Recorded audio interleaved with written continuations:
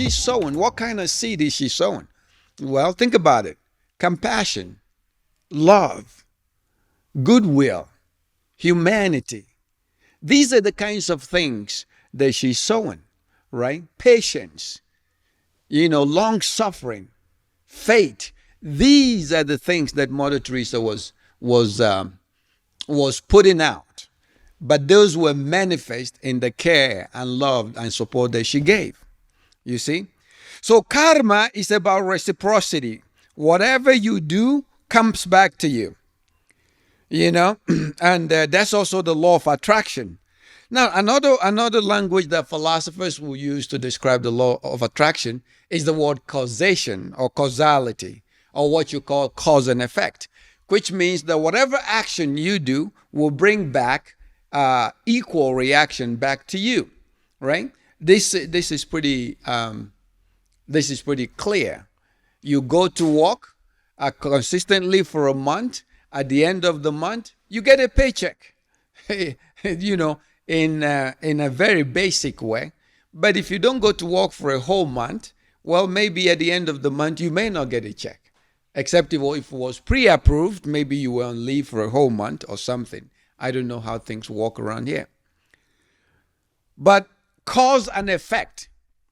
You do something, something else follow. You punch somebody in the face or slap them across the face, and they get mad at you. And they turn around and return the favor, right? You give somebody a hug or a smile, and they reciprocate, right? So it goes back and forth their way. This is exactly what the laws of attraction is trying to say.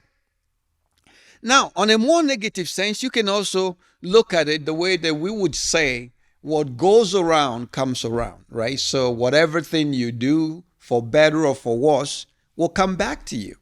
What goes around comes around. Now, these sayings have always been with us. These ideas have always been with us. Long before the book The Secret was written, long before the New Age gurus or the New Age proponents came online and started to talk about the laws of attraction, these ideas have been with us. They are not new. They did not begin with any of these gurus. They've always been with us, you see. So what goes around comes around, right? So if you go around doing good, in time, good comes to you. If you go around doing the wrong thing, in time, wrong things comes to you. It's an interesting how nature does it, actually. If nature wanted to do you a favor, you will receive immediate reward for what you've done. But nature doesn't do that. It kind of does it the way that a seed sower, right, experiences it. He goes out and he puts some seed in the ground, and afterwards, many weeks or many months, he comes back and he reaps the harvest. That's kind of how nature works, right? So you do the bad thing and you don't see any result for the bad things you're doing, and you think you're smart. Maybe you get away with it. You think that. And all of a sudden, it comes back to haunt you. If you don't believe me, ask the dictators of the world. For many years, they trampled down on the innocent. They oppressed the poor. They crushed the fatherless. They destroyed the people in every continent of the world. Right? Whether you're talking about Asia or Africa or the Middle East or wherever, you have these people. They come and go and they think they're all powerful. And then something happens. One of these days, the power that they thought they had slips out of their hands. And pretty soon, they are at the mercy of people that they would have crushed like a bug. But then they will try, but they cannot, because power has slipped out of their hands. Right? We saw that with the Arab Springs, right? We saw that with Muammar Gaddafi. Whether he was good or bad, that's up for debate. We saw that with Saddam Hussein. We saw that with just Mubarak in Egypt, right?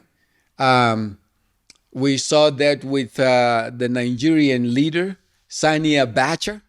One day, he was controlling everything. The very next day, somebody comes out of his presidential Ashorok place and says, Sani Abacha Yamutu. Literally, Sani Abacha is dead. What happened? Nobody can tell. He Yamutu. Okay. So, what happened? Well, power slipped out of his hands, right? And this is exactly how the laws of attraction work. That everything you do will attract the same kind of effect. Whether it be positive or negative, it will attract it. This is true at the level of the mind. It's also true at the level of action. It's also true at the level of intentions. So whatever you're thinking and doing and acting, it will come back to you. Another word that the Americans will use to describe this is the chicken coming home to roost.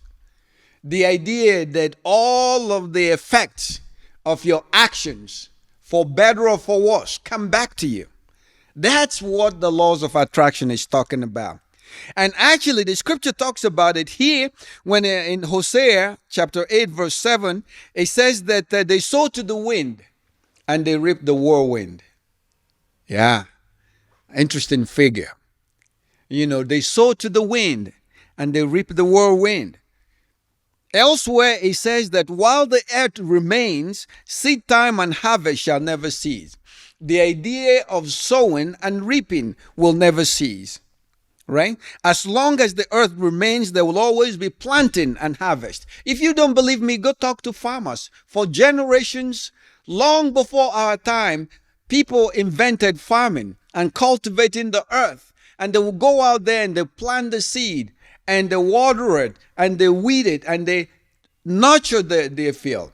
And in time, it brings forth produce after its own kind. That's the important thing.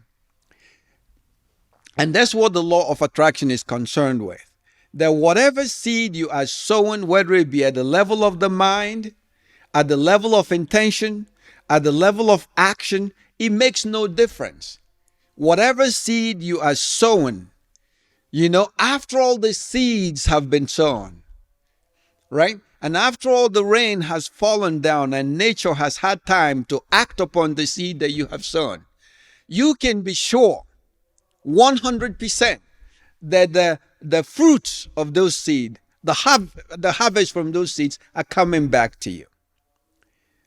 So once again, do yourself a favor. Sow the right kinds of seed. Sow seeds of compassion. Sow seeds of love. Sow seeds of forgiveness. Sow seeds of goodwill, honesty, integrity. Sow virtuous seeds of righteousness and gather unto yourself blessings untold. But if you choose to sow seeds of vice, violence, envy, hatred, meanness, whatever it is you sow, well, that's what's going to come back to you as well. But for me, I would much rather sow seeds of compassion and forgiveness and love. You have a choice. You can sow whatever seed you want.